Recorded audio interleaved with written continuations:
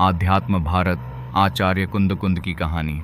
अगर कोई आपसे पूछे आप कौन है तो शायद जवाब आएगा नाम, काम, परिवार, पद, पैसा, पहचान।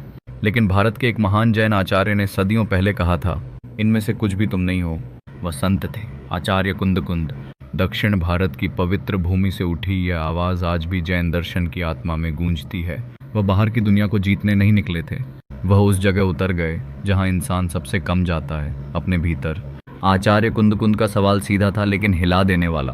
क्या हम शरीर हैं या शरीर को जानने वाली चेतना? दुनिया नाम, रूप, रिश्ते, इच्छा और अहंकार में उलझी थी।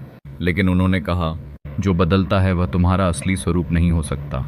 जो देखता है, जो जानता है, जो साक्षी है, वही आत्मा है। उनकी सबसे महान रचनाओं में समय सार को अत्यंत ऊंचा स्थान दिया जाता है।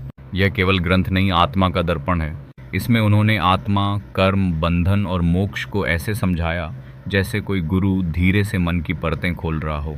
उन्होंने बताया, क्रोध आत्मा को धुंधला करता है, लोभ आत्मा को बांधता है, अहंकार आत्मा को भटकाता है और सम्यक दर्शन आत्मा को जगाता है। आचार्य कुंद कुंद की खास बात यह थी कि उन्होंने अध्यात्म को डर या चमत्कार से नहीं जोड़ा।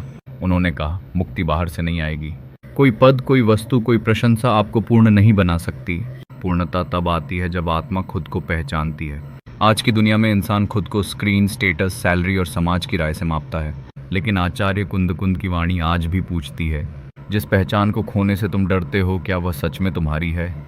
उनकी कहानी हमें बताती है कि अध्यात्म भागना नहीं है, अध्यात्म है भीतर बैठकर अपने ही मन को साफ देखना। और यही उनकी सबसे गहरी सीख है। जिस दिन आत्मा ने खुद को पहचान लिया, उसी दिन संसार की सबसे बड़ी जीत हो गई। आध्यात्म भारत की सीख, बाहर की दुनिया बदलने से पहले भीतर का दर्पण साफ करना जरूरी है।